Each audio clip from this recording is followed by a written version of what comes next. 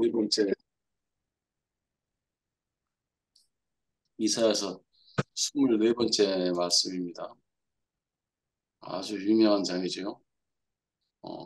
53장 고난받는 종의 노래 네 번째 마지막 네 번째 말씀입니다. 이 장은 유명한 장이고 고난받는 종에 대해서 가장 잘 표현된 그런 장입니다. 개인적으로 저에게 누가 당신은 성경에서 어느 장을 가장 좋아하느냐고 묻는다면 나는 서슴없이 이사야 53장이 가장 좋다고 대답을 할 거예요. 왜냐하면 이사야 53장은 나에게 정말 큰 위로가 되고 또 나에게 큰 안식이 되는 그런 장입니다. 사람은 누구나 다 쉽게 변할 수 있고 또 어느 순간 가면 자기가 잡고 있던 것을 쉽게 놓고 무너질 수 있는 것이 사람이죠. 그런 나 자신을 가장 잘 표현해준 장이 아마 이사야 53장이 아닌가 개인적으로 그런 생각을 하게 됩니다. 네 번의 고난받는 종의 노래가 있었는데 첫 번째 42장에서는 이 42장은 파사왕 고레스에 대한 말씀인데요. 42장 1절에서 내가 붙드는 나의 종, 내 마음에 기뻐하는 자, 곧 내가 택한 그 사람을 봐라. 그러면서 그는 외치지 아니하고 목소리를 높이지 아니하며 그 소리를 거리에서 들리지 않는다. 그래서 그가 하는 일은 그의 손이 보이지 않고 그 이마에 땀이 나지 않는다. 이렇게 첫 번째 말씀, 고레스에 대한 말씀이 이것이 하셨고, 그 다음에 49장에서는 1절에서 여호와께서 태에서부터 나를 부르셨고 내 어머니 복중에서부터 내 이름을 기억하셨다. 그러고서는 16절, 17절에 16절에 17절에서는 그렇게 말씀합니다. 여호와께서 나를 버리시며 주께서 나를 잊으셨다고 하였거니와 여인이 어찌 그 젖먹는 자식을 잊겠으며 자기 태에서 난 아들을 긍휼히 여기지 않겠는가. 이렇게 말씀해. 이것은 하나님께서 부름받은 그 이스라엘에 대한 말씀이죠. 그 다음에 이제 세 번째는 50장에 가서 6절, 7절에 보면 나를 때리는 자들에게 내 등을 맡기고 나의 수염을 뽑는 자들에게 나의 뺨을 맡기며 모욕과 침뱉음을 당해도 내가 얼굴을 가리지 아니하였으리라. 그러면서 하시는 말씀이 내가 부끄러워하지 아니하고 내 얼굴을 부싯돌같이 굳게 하였다. 그러니까 이런 부끄러움과 모욕을 당해도 그는 얼굴을 부싯돌처럼 얼굴이 변하지 않는다. 이사야 자신에 대한 고백이지요. 그러면 오늘 마지막에 이사야 53장 제가 제일로 좋아하고 은혜를 받는 그런 장입니다. 2절부터 5절까지 읽어보겠습니다. 그는 주 앞에서 자라나기를 연한 순 같고 마른 땅에서 나온 뿌리 같아서 고운 모양도 없고 홍채도 없은즉 우리가 보기에 흠모할 만한 아름다운 것이 없도다. 그는 멸시를 받아 사람들에게 버림을 받았습니다. 간구를 많이 겪었으며 질고를 아는 자라. 마치 사람들이 그에게서 얼굴을 가리는 것 같이 멸시를 당하였고 우리도 그를 귀하게 여기지 아니하였다. 그는 실로 우리의 질고를 지고 우리의 슬픔을 당하였거늘 우리는 생각하기를 그는 징벌을 받아서 하나님께 맞으며 고난을 당한다고 하였노라. 그가 찔림은 우리의 허물 때문이요 그가 상함은 우리의 죄악 때문이라. 그가 징계를 받음으로 우리는 평화를 누리고 그가 채찍을 맞음으로 우리는 나음을 받았도다. 아멘. 요 5절까지만 2절에서 5절까지만 읽어봤습니다. 고난받는 종의 노래 오늘 네 번째 말씀인데 오늘 이제 마지막 네 번째 말씀입니다. 사람은 왜 고난을 받아야 되는가 하는 문제를 생각해 보지 않을 수 없죠. 욥기 1장에서는 욥을 통해서 그 이유를 말하고 있는데 사람이 고난을 받는 이유는 사람 때문이 아니고 하늘의 사정 때문에 고난을 받는다고 합니다. 왜냐하면 사탄이라는 그 존재가 있어서 사람은 끝없이 그 사탄의 송사에 시달리면서 살아가게 돼 있죠. 사탄은 처음부터 속이는 자였고 지금도 형제 곁에서 밤낮으로 송사를 하죠.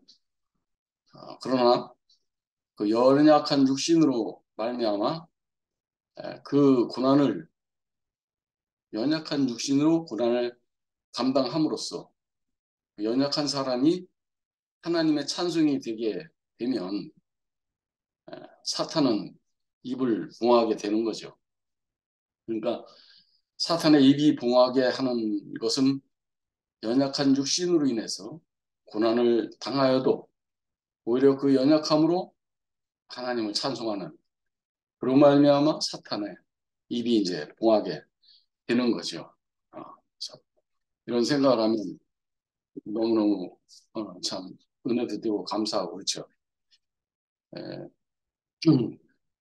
그 사람이 모든 종교가 육신 때문에 이제 그 종교도 생기고 근심도 하고 고통도 당하고 이 육신이 왜 있나? 저 자신도 그런 생각을 많이 했습니다. 모두가 싫어하고 저급한 그 육신을 하나님은 왜 지었나? 이런 생각을 저도 많이 했는데 지금에 와서 보면 저의 그 지난날 육신의 고난으로 말미암아 저는 그 고난을 받았을 때 하나님 말씀이 들리기 시작했습니다. 그리고 그 고난을 받음으로써 저 자신이 정결케 됐죠. 그러니까 그 사람의 육신이 왜 그 육신을 지어서 사람으로 하여금 힘들게 했나 했지만 지금 돌이켜 보면 그 육신으로 말미암아 하나님이 우리를 찾아오는 계기가 되고 그 사람이 깨끗게 되는 것을 경험을 하게 되죠. 그래서 마찬가지로 그 저급한 육신이었지만 그 고난을 받음으로써 하나님께서 쓰시는 도구가 될 수 있는 거죠. 사람은 자체적으로 하나님의 형상으로 지어졌는데 사람이 하나님의 형상으로 지었지만 그 사람의 모양이 금수와 버러지 형상으로 해가지고 그 마음에 하나님 두기를 싫어하는 그런 존재가 되었으니까 하나님은 그것을 회복을 해야 안 되겠습니까? 그죠? 그래서 하나님께서는 고난을 통해서 그 사람이 온전해지고 그 사람으로 말미암아 하나님의 영광 안에 들어가게 되고 또 하나님의 말씀이 선포되는 도구로 쓰여지게 되는 것이요. 그래서 히브리서 5장 8절은 아주 제가 정말 좋아하는 성경 구절인데 예수께서는 하나님의 아들이시지만 하나님의 아들이시지만 그가 고난을 통해서 순종함을 배워서 마침내 천사들도 복종케 하는 그 아들의 자리를 회복하게 된 겁니다.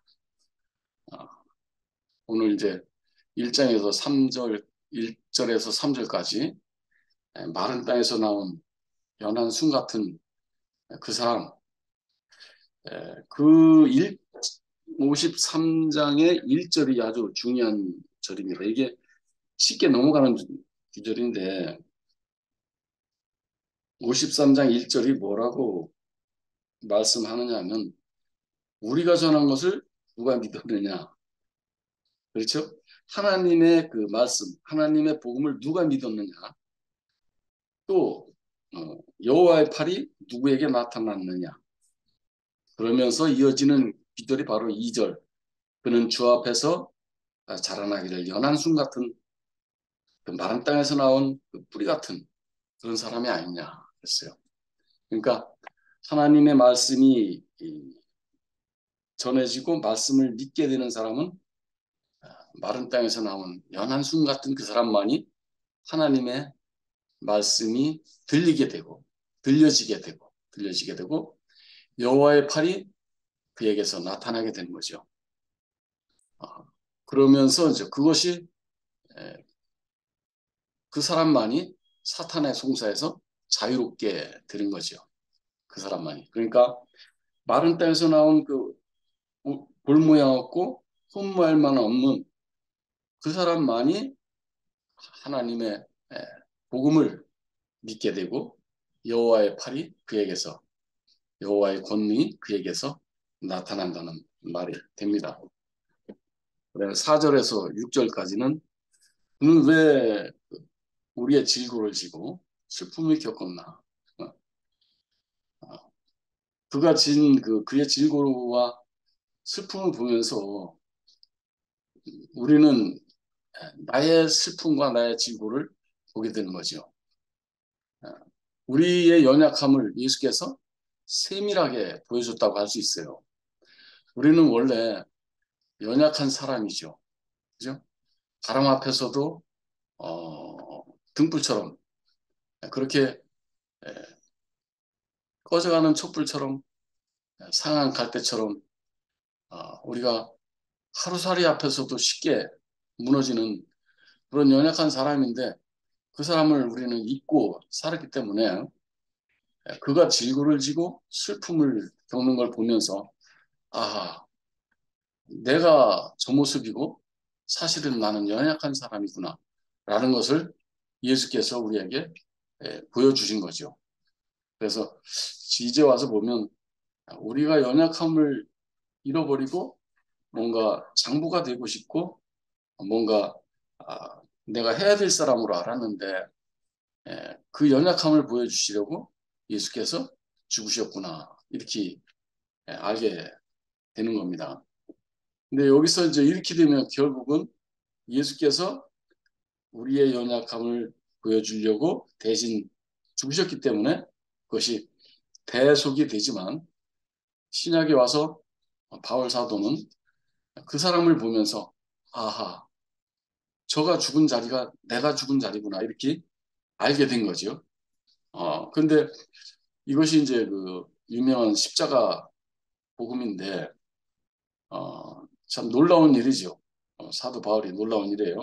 그래서 예수의 죽음을 내 육체에 짊어지게 되면 예수의 생명이 내 몸에서 나타나게 된다. 고린도 후서에서 이렇게 4장 10절에 말하고 있습니다. 그러니까 예수의 죽음을 내 육체에 짊어지고 살게 되면 예수의 생명이 내 몸에서 나타나게 된다는 거죠.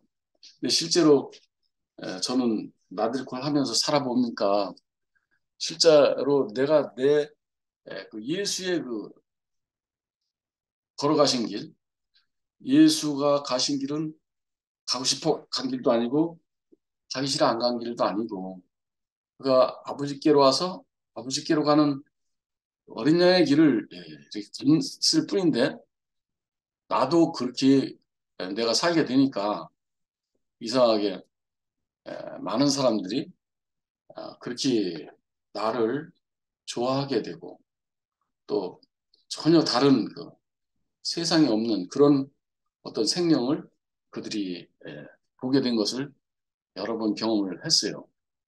그래서 죄는 무엇인가? 죄는 에, 하나님의 형상이고 모양인 그 사람이 하나님의 필요를 떠난 것이 죄지요. 그래서 그의 찔림은 우리의 허물을 인하며 그의 고난을 보니까 아 그렇구나 우리가 하나님의 형상이었는데 하나님의 그 형상을 떠났구나 이렇게 알게 되는 거죠.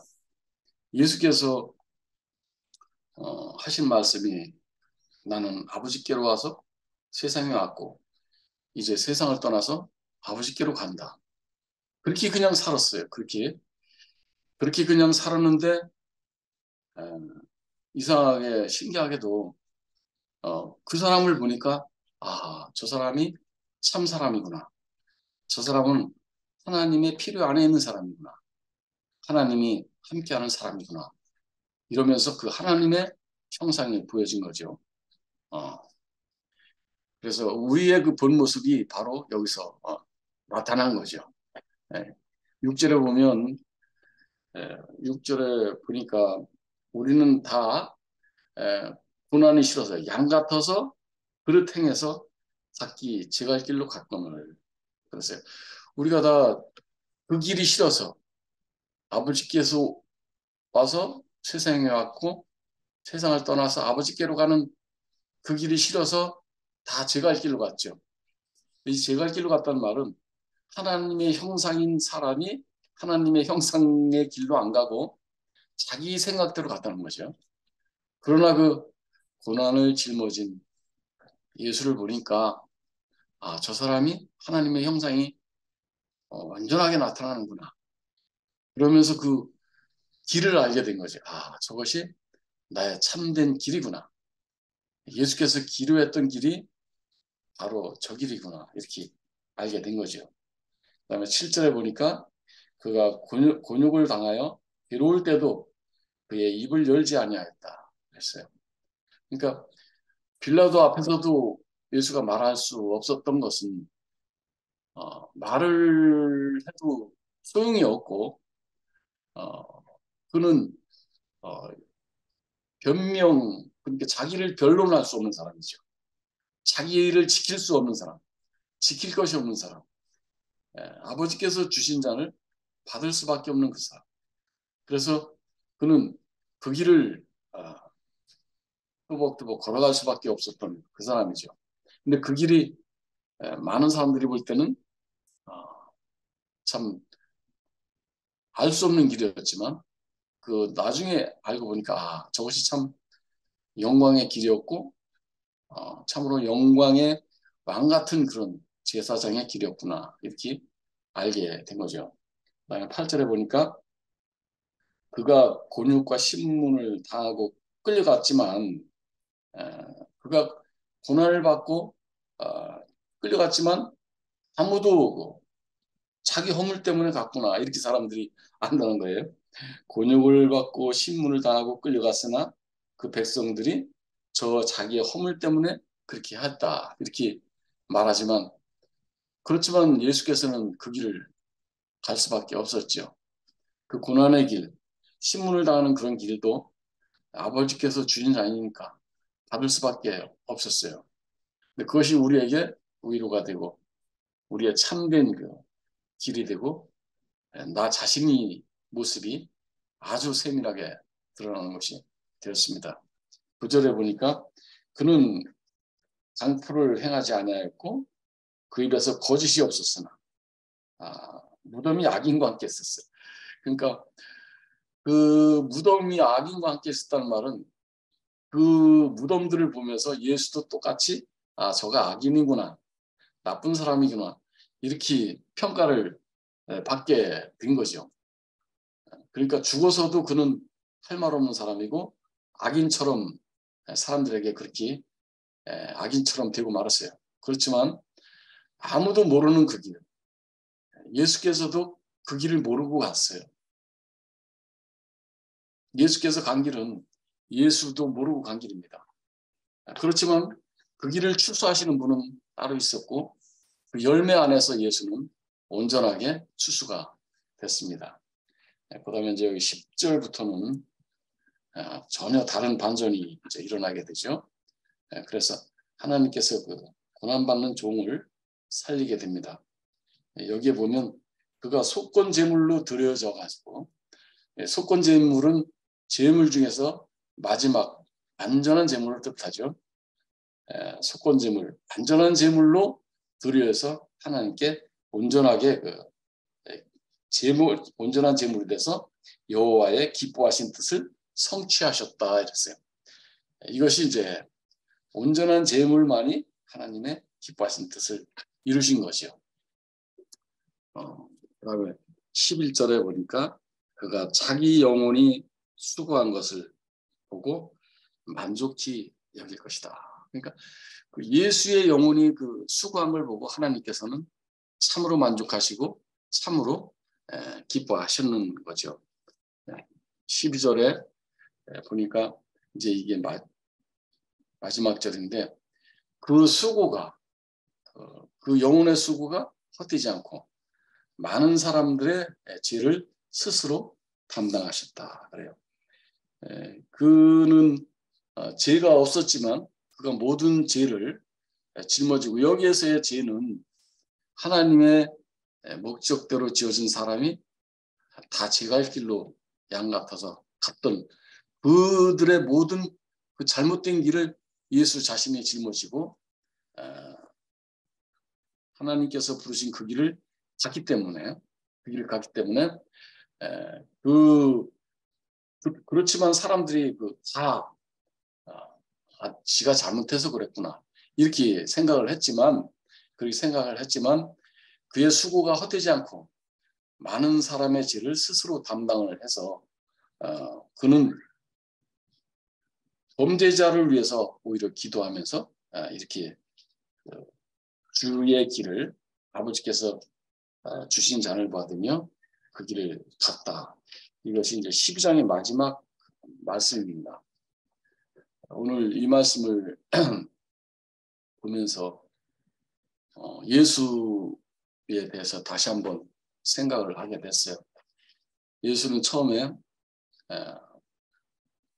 회개하라, 하나님 나라가 가까웠다 이렇게 선포를 하면서 하나님 나라에 대한 큰 소망을 가지고 그 사역이 시작이 됐지만 그는 점점 내리막길을 갔고 점점 버려지는 길을 가고 말았죠.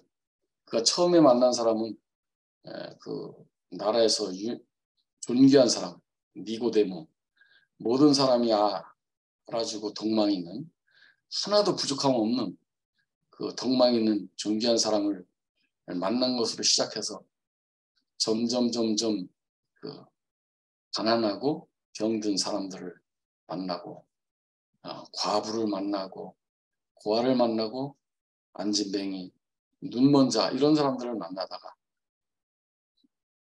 그가 마지막 만난 사람은 죽은 사람을 만났죠. 그러니까 예수의 생애를 보면 점점 내려가는 길이죠.